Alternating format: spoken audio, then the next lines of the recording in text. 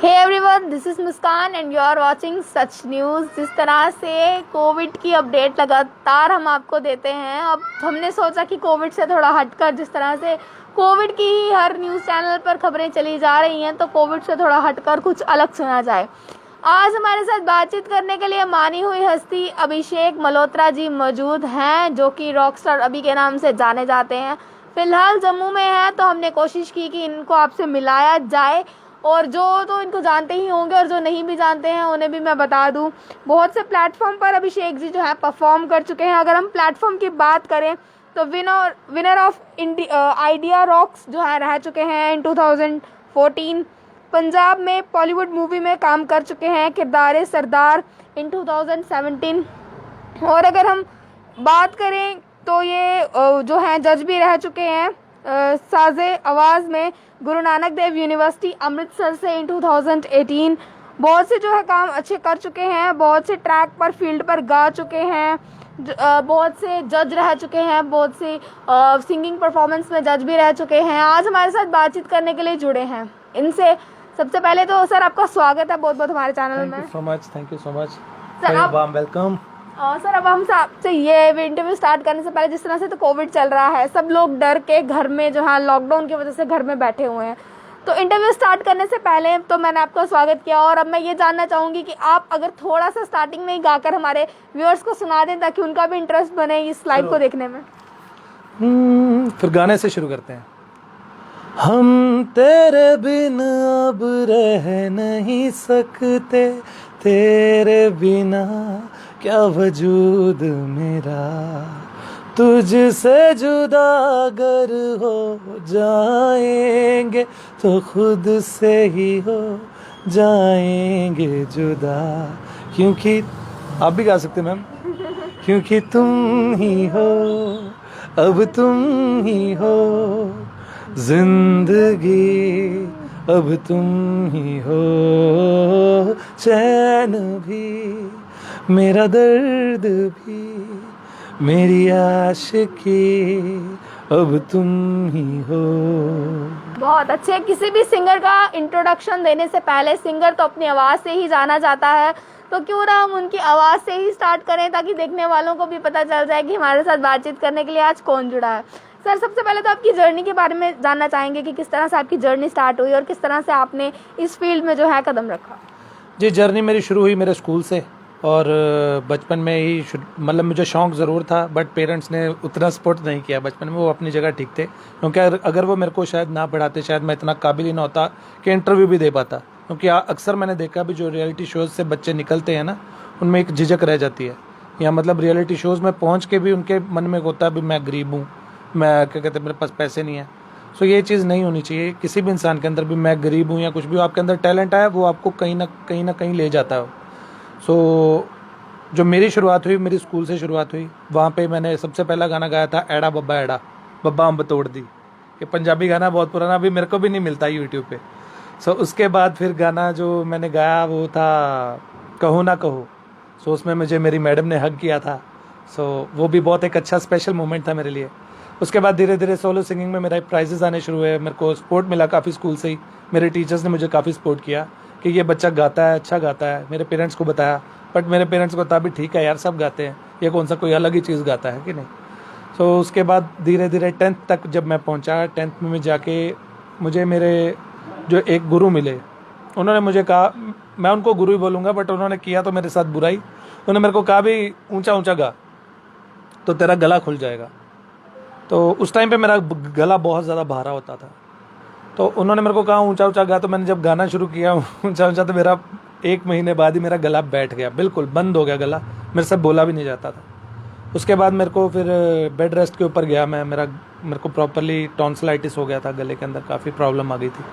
फिर उसके बाद मैंने वो प्रॉपरली मेडिसिन ली, ऑन बेड रहा, रेस्ट रहा। फिर उसके बाद फिर मैं जब +1 में पहुंचा, +1 मेरा नॉन मेडिकल में था, तो +1 +2 नॉन मेडिकल में ही मैंने की, क्योंकि पेरेंट्स की मर्ज़ी थी भी हाँ भी यार भाई बच्चा हमारा पढ़ा लिखा होना चाहिए। वो शर्मा जी का लड़का डॉक्टर है, ठीक है कि नहीं, और मेहता जी का लड़का इंजीनियरिंग कर रहा है, तो ये करेगा, है कि नहीं, वो कॉमन ये बात है। सो इसलिए मेरे को भी करना पड़ा, इंजीनियरिंग में पैर रखना पड़ा। तो जब मैंने शुरुआत की तो +1 में भी थोड़ा थोड़ा मेरे को क्रेज़ी था, क्रेज़ी इस चीज़ के लिए भी, हाँ यार मेरे को गाना सीखना है। करता रहा गाना बजाना थोड़ा बहुत जितना कर सकता था, खुद जितना पता था।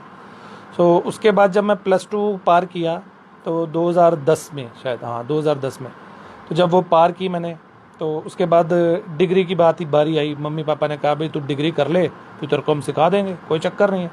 मैं कहा चलो ठीक है, आप कहते हो तो ऐसे कर लेते हैं।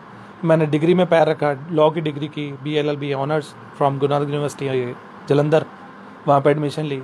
वहाँ पे उसके बाद फिर +2 के बाद जब मेरे को पता चला भी मेरे को घर वालों ने नहीं सिखाना, तो फिर मैंने कहा भी मेरे को आपने वादा किया था भी मैं सिखाऊंगा। यहाँ मम्मी ने कहा भी तेरे को कोई बात नहीं, हम भेजेंगे तेरे को, दिल्ली भेजेंगे किसी बड़े उस्ताद के पास। तो मैंने कहा भी चलो ठीक है, भी आप भेजोगे तो मैं कर लेता हूँ डिग्री वगैरह करके। तो उसके बाद जब वहाँ पे पहुँचा अमृतसर, तो घर वाले आगे से ये बोल रहे हैं। फिर मैंने घर वालों को रिक्वेस्ट की भी मैं आगे अभी करना चाहता हूँ, मतलब फिर अगर आप मेरे को सिखा नहीं सकते, दिल्ली नहीं भेज सकते, आप मेरे को कोई डिग्री करवा दो म्यूज़िक की। तो उन्होंने वो भी मान गए, है ना पेरेंट्स। उनको ये लगा भी चल डिग्री करनी है, इसने डिग्री करके वापसी हो जाएगा, अपनी फील्ड में चला जाएगा, लॉ प्रैक्टिस करेगा कोर्ट में जाके। तो जब मेरी उसमें मैंने पैर रखा मास्टर्स में, तो वह मास्टर्स इन वोकल, तो वहाँ पे मुझे टीचर्स की बहुत सपोर्ट मिली। वहाँ पे मतलब समझ लो सबसे नॉटी बच्चा मैं था। अपने मुंह से अपनी तारीफ कर रहा हूँ, नॉटी वैसे तारीफ होती कि अच्छा तारीफ ही होती, चलो।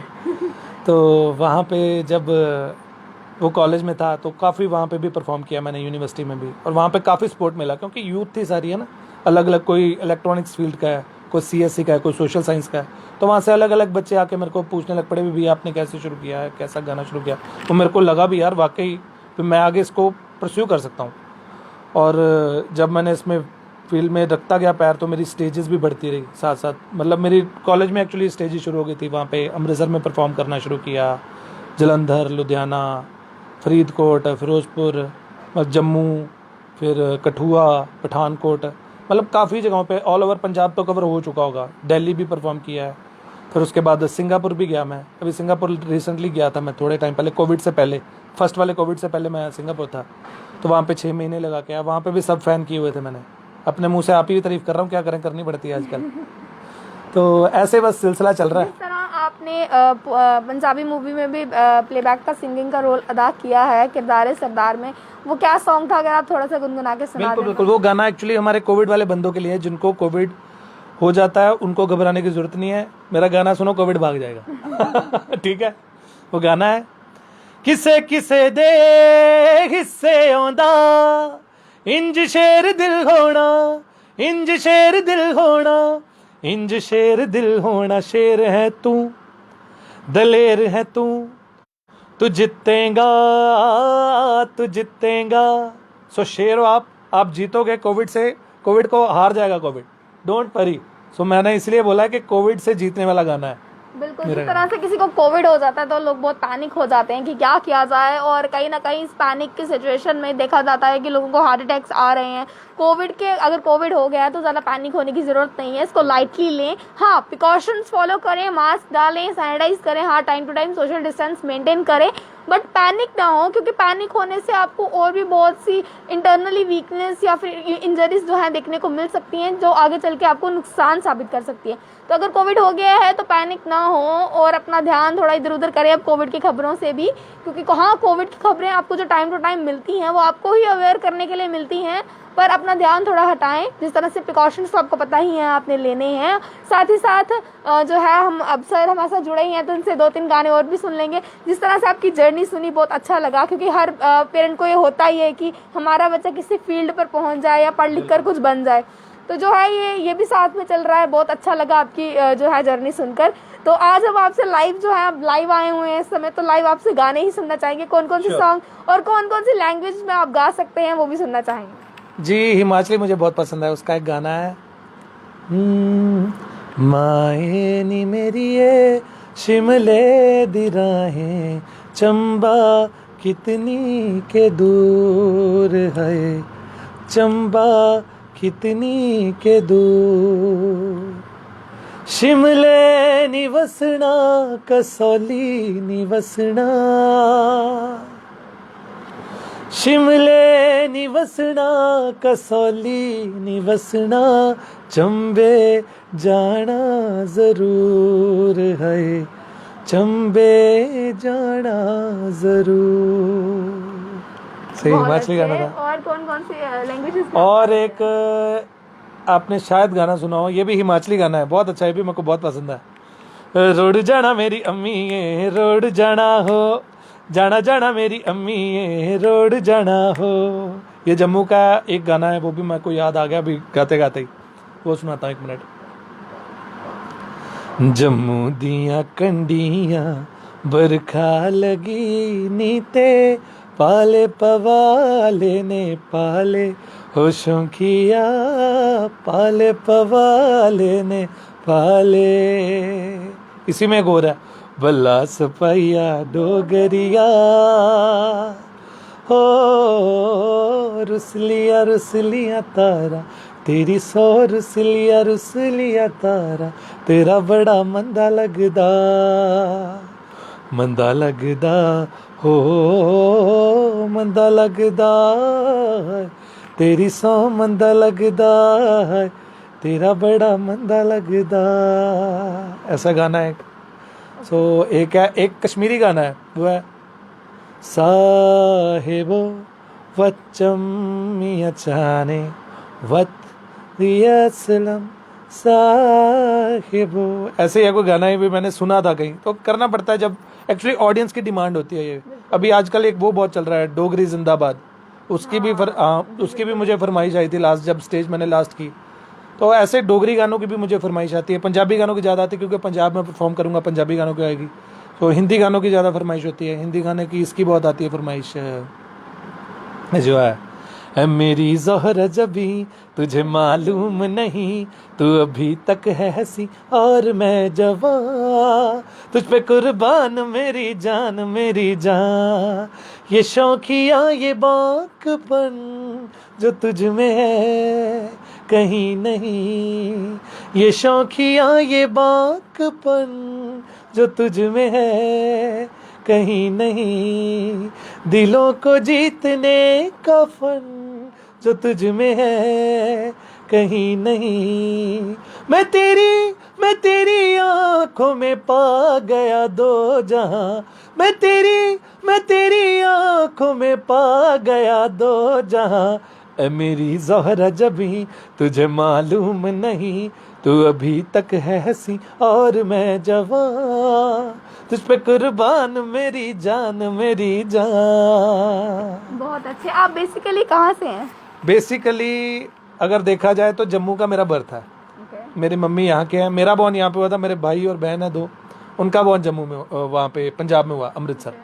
सो कह सकते हो आप हाफ मैं जम्मू का हूँ और हाफ पंजाबी हूँ, मिक्सचर हूँ, डोगरी और पंजाबी का मिक्सचर। चलिए क्योंकि लव मैरिज हुई मेरे मम्मी पापा की।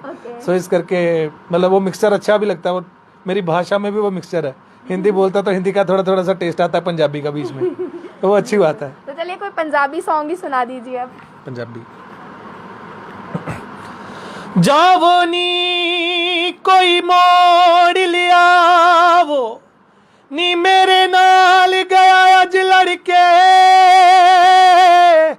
हो अल्लाह करे जे आ जावे सोना ता देवा जा कदमां विच तर के हो छल्ला बेरी ओए बूरे वे वतन माहीदा दूरे वे जाना पहले बूरे वे गल सुन छलिया ढोला वे कादा पौन रोला दारा दारा दारा दारा दारा दारा दारा दारा दारा। इसके बीच में एक हिंदी गाना है, नील नैनों वाला तेरा लक्की कबूतर पिए इश्क दा प्याला तेरा लक्की कबूतर। इसमें बहुत गाने आ जाते हैं इसी में। अब देखो गाना टुंग टुंग बजी टुंग टुंग बजी टुंग टुंग दा शोर करदा टुंग टुंग दा वार तेरे मेरे विच लौड वजदा टुंग टुंग टुंग टुंगा मैं तेरी तू मेरा विस्की दी बोतल वर्गी। बहुत गाने ऐसे ही बिल्कुल। पंजाबी और गाने तो कुछ ऐसे हैं जब सुनने बैठो तो टाइम का पता ही नहीं चलता कि टाइम किस तरह निकल जाता है, टाइम किस तरह निकल जाता है पता ही नहीं चलता। पर जिस तरह से देखा जाता है सर, हमारे यहाँ पर फिलहाल जम्मू की बात करें, अगर हम जम्मू कश्मीर में से जम्मू की बात करें तो टैलेंट की कहीं भी कमी नहीं है, पर कहीं ना कहीं शो करने के लिए एक प्लेटफॉर्म नहीं मिल पाता। और कई बच्चे तो अफोर्ड भी नहीं कर सकते कि वो जम्मू से बाहर जाके कहीं अपना टैलेंट शो कर सके।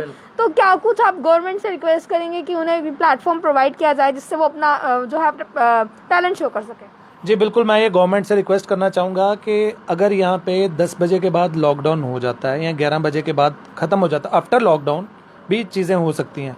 यहाँ पे अगर रात को हम नहीं पब अवेलेबल या नहीं कोई चीज़ अवेलेबल, तो आप ऐसा कर सकते हैं 3 से 4 एक लाइव सिंगिंग का, मतलब जैसे जो भी यहाँ पे पब्स हैं, छोटी छोटी रेस्टोरेंट्स खुले हुए हैं, उनको परमिशन दीजिए, है ना, छोटी छोटी के मतलब 3 से 4 या 4 से 5 या 5 से 6 एक स्लॉट हो जहाँ पे सिंगर्स को थोड़ा सा अपना प्रोफेशन दिखाने के लिए, यहाँ जो गिटारिस्ट हैं उनके साथ एक सिंगर आ जाए, उनको चाहे आप जितने पैसे भी पे कर सकते हैं, आपको लग रहा है अभी रेस्टोरेंट की इतनी पे आ रही है ना, वो अब रेस्टोरेंट्स वाले ही कुछ सपोर्ट करें बच्चों को, क्योंकि गवर्नमेंट का सपोर्ट भी वहीं पे बनता है अगर गवर्नमेंट भी कुछ इनिशिएट करेगी कुछ आर्टिस्ट के लिए, क्योंकि आर्टिस्ट जम्मू वाला जो आर्टिस्ट है वो जाके मुंबई जाके प्रॉपरली जा पा रहा है, जिसके पास पैसा है वही जा पा रहा है और कोई जा नहीं पा रहा। सो जो यहाँ पे बेचारे थोड़े से गरीब हैं या मतलब थोड़े से लो कास्ट के हैं, वो मैं तो कोशिश यही कर रहा हूँ भी यहाँ पे मैं सिखाऊँ, जितना मैं सिखा सकता हूँ मैं सिखाऊंगा। मैं क्रिश्चियन कॉलोनी में हूँ, अगर कोई भी सीखना चाहता है वो मेरे पास आ सकता है बेझिझक, और मैम नंबर मेरा आपको भेज देंगे, अगर आप उनसे पूछेंगे तो मैं सिखाने के लिए मैं तैयार हूँ। बट ये अभी अल्टीमेटली आपको अगर जम्मू में प्लेटफॉर्म नहीं मिल रहा तो फिर आपको बाहर, मैं कोशिश करूँगा भी पर्सनली आपको शोज़ मिल सके, ठीक है कि नहीं। मैं तो इतनी कोशिश कर सकता हूँ, बाकी गवर्नमेंट के ऊपर डिपेंड करता है। जिस तरह से सर पेरेंट्स को देखा जाता है, पेरेंट्स कहीं ये समझते हैं कि सिर्फ पढ़ाई में ही फ्यूचर है। हाँ, हम भी मानते हैं कि पढ़ाई के बिना आजकल कहीं कोई नहीं पूछता, पर साथ ही साथ एक कहते हैं ना बच्चे में टैलेंट होता है, वो पढ़ाई भी तभी काम आती है जब आपके पास टैलेंट हो, आप किसी प्लेटफॉर्म पर खड़े हों। तो क्या कुछ मैसेज उन पेरेंट्स को देंगे जो अपने बच्चों को अपना टैलेंट शो करने नहीं देते हैं, या फिर ये कहते हैं कि सिर्फ पढ़ाई करो, इन गाना बजाना में कुछ नहीं रखा है? क्या कुछ कहेंगे? जी देखिए, मैं ये कहना चाहूँगा भी जो तो बच्चे के अंदर टैलेंट है, अगर पेरेंट्स को पता है ये इसमें ट्रेड में अच्छा कर सकता है, तो मेरे अकॉर्डिंग उसको उसी ट्रेड में जाने देना चाहिए। रीज़न ये है, उसको उसमें ही डिग्री करवा दीजिए, आजकल हर एक चीज़ की डिग्री है, तो उसको उसी में डिग्री करने दीजिए। बहुत अच्छा ट्रेड है, entertainment is one of the best treatment, मतलब सबसे बेस्ट है ये वाली चीज़। क्यों? रीज़न क्या है, इसमें पैसा सबसे ज़्यादा है, बट डिपेंड करता है भी आपके अंदर उतना टैलेंट है भी या नहीं। सीखो, सीख के कर सकते हो यार, सीख के क्या नहीं होता, हर एक चीज़ हो जाती है सीख के। आज आपको 1500 मिल रहा है अगर कहीं से, तो कल को वो 3000 भी होगा ही, ये नहीं भी नहीं होगा। 3000 है, वो डिपेंड आपके ऊपर। अब देखो क्या हमारी आर्टिस्ट फील्ड में क्या होता है, जैसे मेरे को 16 साल हो गए हैं काम करते हुए ना मार्केट में, तो मेरा एक रेट फिक्स है कि मैंने इतने ही लेने हैं, और सबको पता भी हाँ भी यार इतने। अब जो नया बच्चा आता है, सपोज मेरा रेट है 10,000 सपोज, ठीक है, अब मैं 10,000 ले रहा हूँ और एक नया बच्चा है जिसने 15 गाने तैयार किए, वो बच्चा आके 2,000 ले रहा है, ठीक है। वो गलत नहीं है अपनी जगह, वो सही भी नहीं है अपनी जगह, क्योंकि वो मेरा रेट तोड़ रहा है। वो सही अपनी जगह इसलिए उसको लग रहा है मेरी पॉकेट मनी बन रही है। वही अगर वो मेरे साथ सलाह करके चलता तो मैं शायद उसको 5,000 दिलवा देता। अपने सीनियर से सलाह करो, जो ऑलरेडी फील्ड में है, उनसे पूछो भी भैया मैं अगर ये करना चाहता हूँ, इसके कितने पैसे बनते हैं, मैं कितने पैसे आगे से चार्ज करूँ। अपने सीनियर से पूछो, मैं ये नहीं बोल रहा मेरे से पूछो, आपसे जो सीनियर है, जो काम कर चुका है वो वाला या कर रहा है, उससे क्या होगा, आपका ही फायदा होगा, नुकसान नहीं होगा आपका। वो आपका काम नहीं छीन सकता ऐसे, ठीक है। तो चलिए, जिस तरह से हमने अभिषेक जी की लाइफ की जर्नी के बारे में पूछा कि किस तरह से इन्होंने अपनी जर्नी स्टार्ट की, किस तरह की मुसीबतों का सामना इन्हें करना पड़ा, और बहुत ही अच्छी बात इन्होंने वीडियो के एंडिंग में कही कि कोई भी काम करने से पहले अपने सीनियर से सलाह लो, अपने गुरु से सलाह लो। अगर आप बाहर किसी से नहीं पूछना चाहते तो सबसे बड़ी माँ आपके घर में बैठी है, माँ ही सबसे बड़ी जो है गुरु है। हम भी अपनी माँ से पूछ के चलते हैं, तो प्लीज़ अपने पेरेंट्स से पूछ कर चलें जिस तरह की सलाह वो आपको दे रहे हैं। टांग खींचने वाली मार्केट में बहुत दुनिया पड़ी है, आपके खुद के रिलेटिव्स भी आपकी टांग खींचने में कहीं कसर नहीं छोड़ते हैं, जो सही बात है। तो अपने पेरेंट्स से पूछ के चलो, ताकि आगे जाकर आपको उनकी वजह से जो है एक मुकाम हासिल हो सके, एक प्लेटफॉर्म हासिल हो सके। और जाने से पहले सर एक आखिरी सॉन्ग आपसे सुनना चाहेंगे? पुराना सुनना चाहेंगे कि नया जो सुनना? आप सुनाना चाहें, जो आपको पसंद है। ठीक है, फिर सूफी सुनाता हूँ आपको। तुम्हें दिल लगी भूल जानी पड़ेगी, तुम्हें दिल लगी भूल जानी पड़ेगी, मोहब्बत की राहों में आकर तो देखो, दिल लगी भूल जानी पड़ेगी, दिल लगी भूल जानी पड़ेगी, दिल लगी भूल जानी पड़ेगी। ये इश्क नहीं आसा बस इतना समझ लीजिए, आग का दरिया है डूब के जाना है, दिल लगी भूल जानी पड़ेगी, दिल लगी भूल जानी पड़ेगी, पड़ेगी पड़ेगी। चलिए बहुत बहुत शुक्रिया।